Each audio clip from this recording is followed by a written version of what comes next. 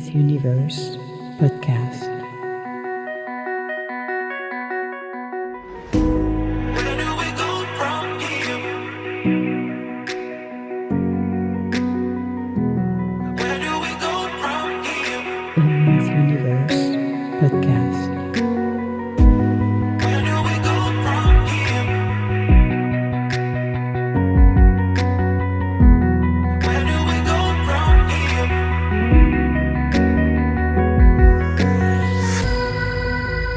Emma's Universe podcast.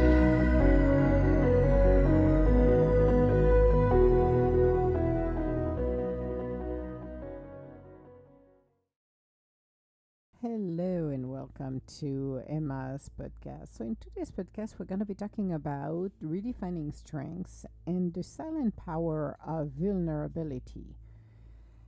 We've been taught that through strengths looks like silence, stoicism, and getting through pain without flinching. But what if true strength lies in showing up with our whole selves? Messy emotions, fear, doubts, and all. Seriously, if you think about it, we have been taught to follow some of what like I always said, it's the same with fashion, it's the same with everything else. You follow what we're being taught or what's been told through centuries, what we're supposed to act, how we should be. But why vulnerability is often misread as weakness. Being vulnerable by expressing or maybe a frustration, maybe there is an emotion that's going to follow an action. And redefining strengths is to allow ourselves to be able to express this. We're not freaking robots, okay? We should not be brainwashed thinking that everything we say or do, that, well, if you don't do a certain way, then you are weak or you are this or that. The labeling needs to stop. I know in the 60s and the 50s, you get the feminist group, era that came up and the women's came into, it was for also here for the prohibition and family first, babies, no alcohol, blah blah. We went from one extreme to the other. Feminism is great at some level, except I'm not a feminist, so I always say that I am who I am. I don't need to be defined by a label. I am not gonna fight for equality because equality doesn't exist. We're not equal, and people need to understand that. We're not equal. I am not, you're not my twin. We're not equal. We're not born from the same mother and the same father with the same bank account, same home, same everything. We're never going to be equal because that's not what we're here for. But when we're talking about strengths, also we need to understand how we function, because it's easy to keep your mouth shut, and I have seen it many times, and I wasn't very popular at some level, even in corporate, when I opened my mouth, but I opened my mouth when it was needed. But you have to look at misread our weaknesses, misread the vulnerability we can have to feel, to really share how we feel at the time where we're sharing it. There is some, I will have my poker face and don't say or do anything, but there is moment where I will express how I feel, how I see things that might differ with everybody else's. We have to learn to embrace emotional honesty that can deepen our relationships as well. Not being able or feel we cannot express ourselves because somebody is going to say, well, you're weak. I don't agree with that. Now, I'm not saying the people who play drama every 5 minutes, but I'm talking authentic, emotional honesty. How do you feel about this? How do you feel about that? Now, in business, it's slightly different because this is business. We put our heart and soul on projects that can, or will end up being obsolete, and it hurts when you see your projects going in flame. For example, I built up from scratch an entire archive for biomedical company, and that was the first thing I went in when I realized we need to centralize everything because everything was everywhere. Nobody knew where was what, and they were paying thousands of dollars a month, which was probably a half million, if it's not more, a year, at least, way more, at least, on some other companies. They were, archive is where you charge the most. It's like, yay, yippee well, I centralized everything, and it was a labor of hard work because I almost quit because nobody wanted to help, blah blah blah. But at the end, it started at least we gave an estimate, and it was a very, what I will said, low ball of about a half million a year. Okay, it's a big thing, especially when you're supposed to do 2 million a year of saving. Then you get a half million right there on a platter, but every year it increased, and it went from 900 million, $2 million a year by doing what I created it. Well, when somebody took over that project, they basically kind of screwed it up along the way, and it's kind of hard when it's your baby, but you have to understand, okay, that's the way it goes. You have to be vulnerable and understand, well, that's my baby, I'm gonna let it go, let it flow. Wherever it's going is wherever it's going, not a problem. However, during the time we're in business, where we're in corporate, we have to understand that even though it is our babies, we have to learn to let it go. Any bites. So I remember Jolie was pull up the band-aid and said, no, you're gonna go do this, you're not touching this. So I stopped, and I'm like, okay, I went over there. I could care less. I was working on other things, which was great, actually. It was perfect.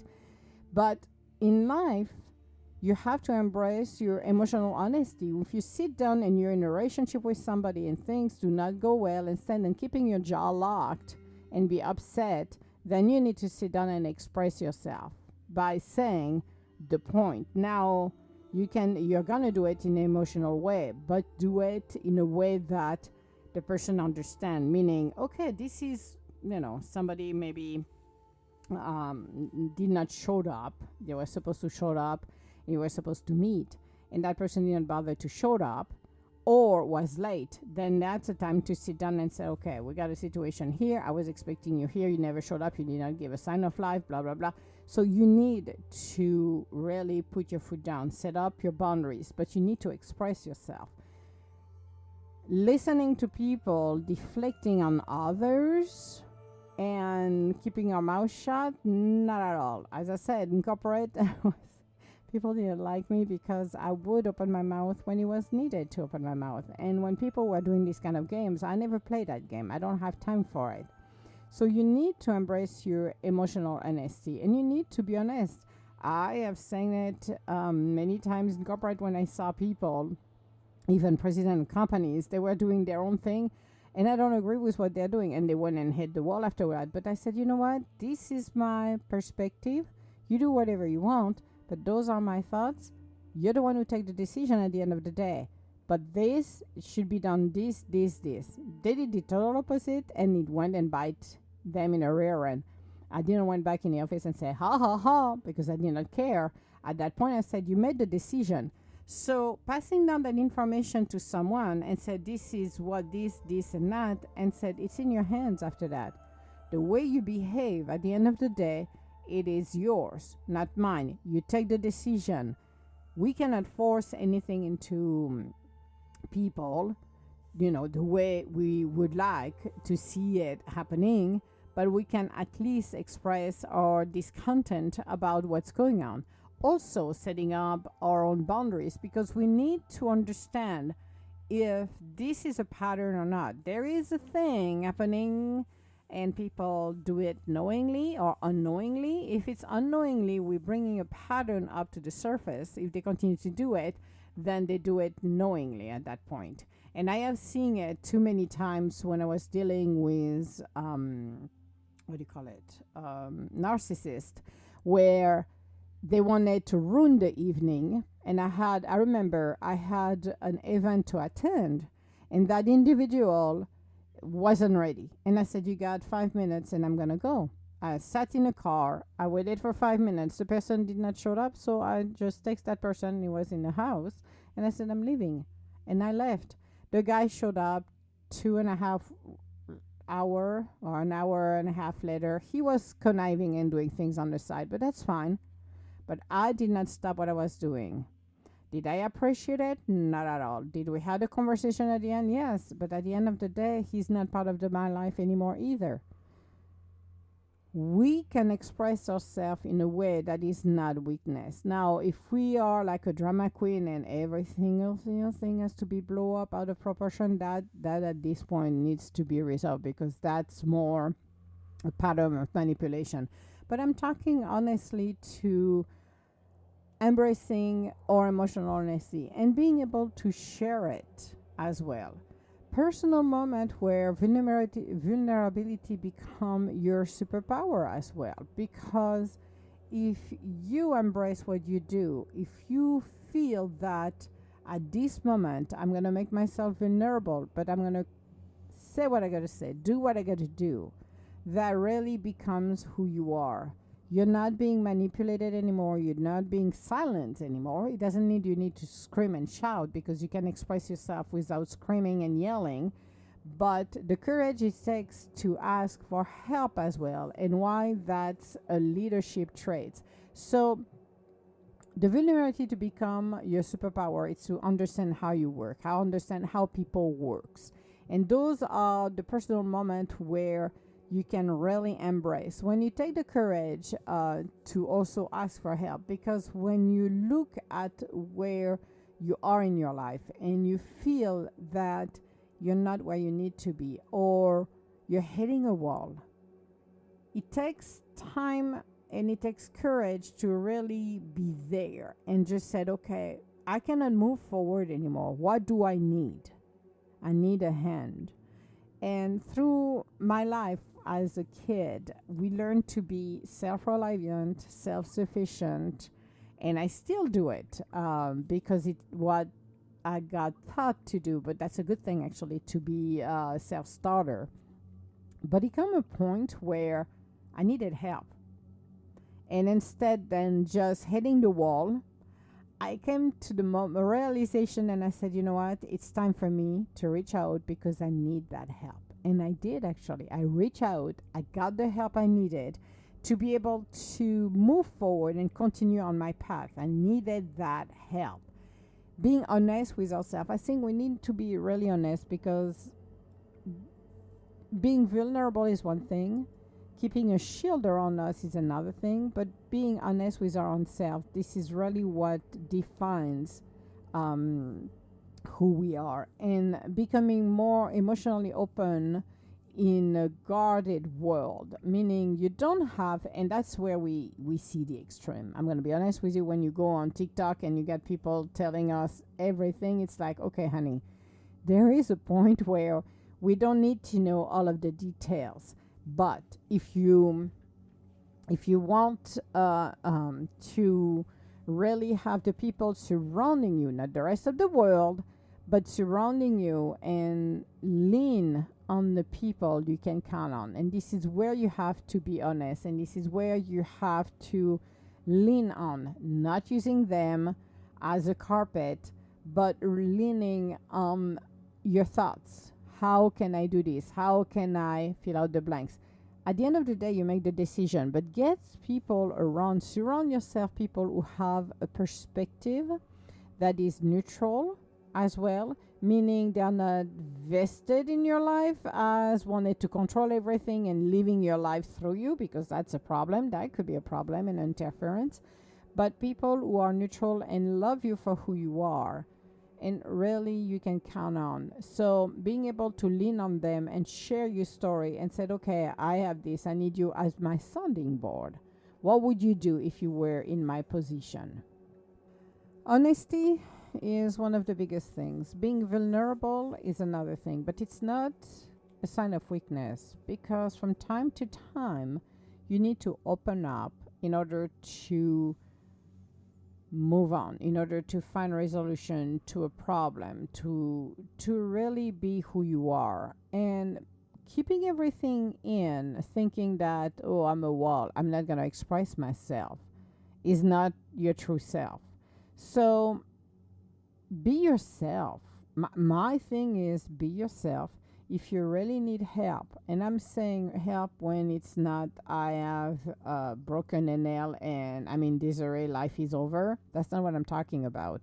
I am talking when you're in a position where things are not going as it should be, meaning it's not fulfilling.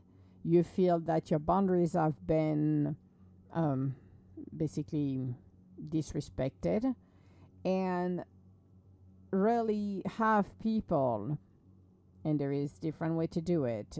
Close people, you could maybe search for support, like a coach or a therapist, or open up, fill out the blank. Even in leadership, if you're looking at leaders, and not everybody is a good example lately, unfortunately, but good leadership is someone who's vulnerable, meaning he runs the company, he runs the team, he runs maybe an entire floor, who knows. But that person, instead than feeling like is a somebody who's closing their doors and not being vulnerable, meaning if there is a situation, let's say, and I've seen it, good leadership is somebody who's gonna talk to everybody. If you got a problem, then you can lean on that person. If that person feels like maybe we're not doing such a good job, or there is something that needs to be modified or changed, then that person will be vulnerable enough to explain this to the team, to the people. Leadership encompasses not only to be somebody who's a visionary, somebody who has everybody else's back, who maybe if a project doesn't go well, he's going to be the one who's going to get the hit and being blamed about it. When you see people who deflect the blame to others, that is not good leadership. Leadership, you take it in your face, then you go back to the team and just said, okay, guys, I just got hit left and right by people because we failed to provide this. How can we resolve this? And open the communication, the conversation to find a resolution, because solutions are always there.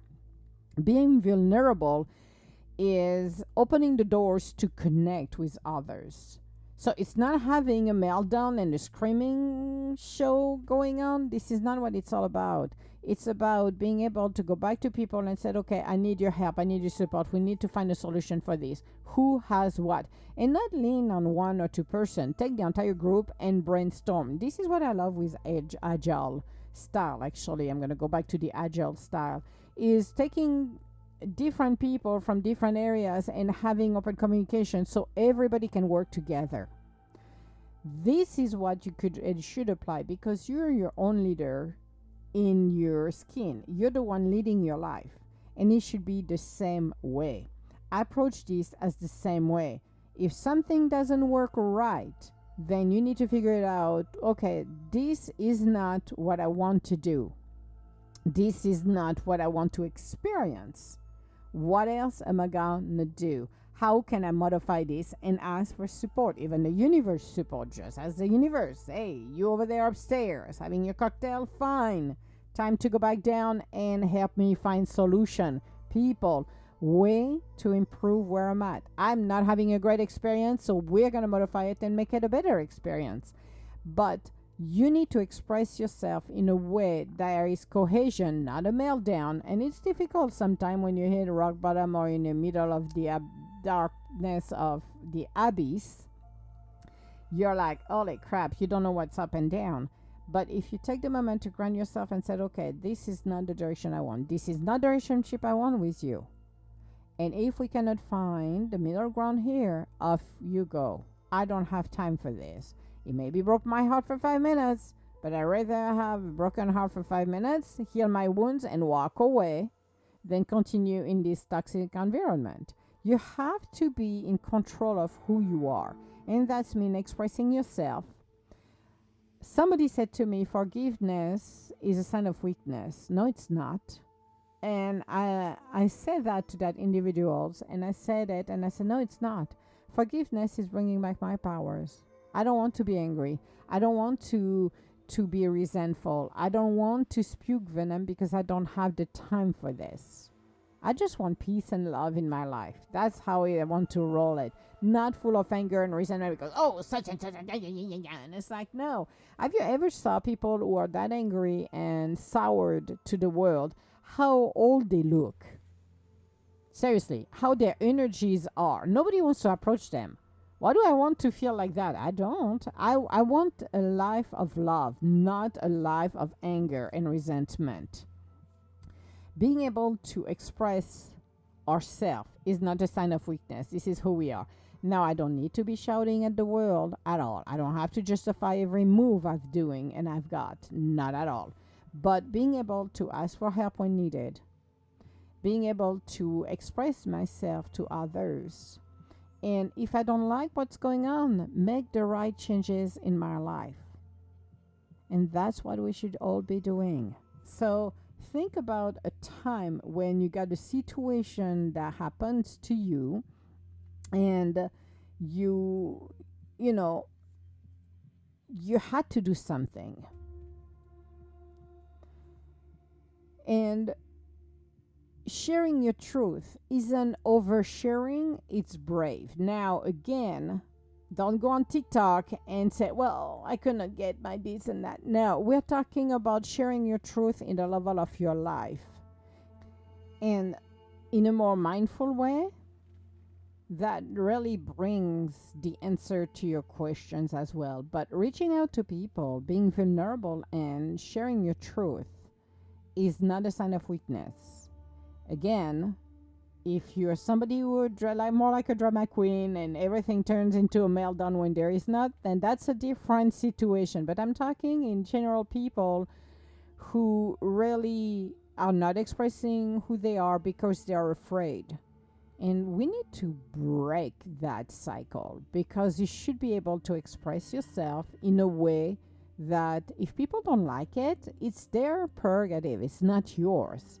And not withholding how we share, because I've done it. I kept it for the past few years. I did it, and then until I got enough, and I'm like, you know what, people, really, well, now I'm gonna open my mouth back. And surprised people, because, oh my God, you changed. No, I did not change. I express who I am. I'm not a lamb, I'm not a robot, I'm not gonna follow you. I have my own mind, and if I don't like what I see, I'm gonna say it. That's all. I have done it, as I said, in corporate. People did not like me for that. I don't care, because I'm looking at what was better for the organization and the company as an overall, and nothing else. So understand that expressing who you are, speaking your truth, doesn't make you weak. And if the people that surround you don't like it, that's mean they're not supposed to be part of your life. That's all.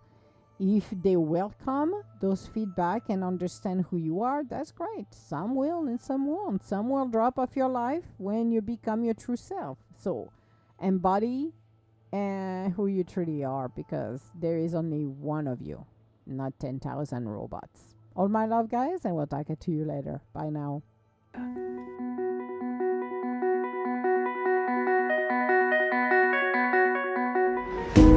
Where do we go from here? Emma's Universe Podcast.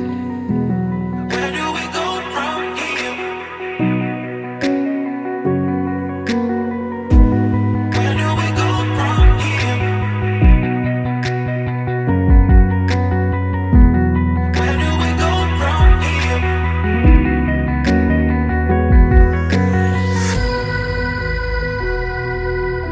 Emma's Universe Podcast.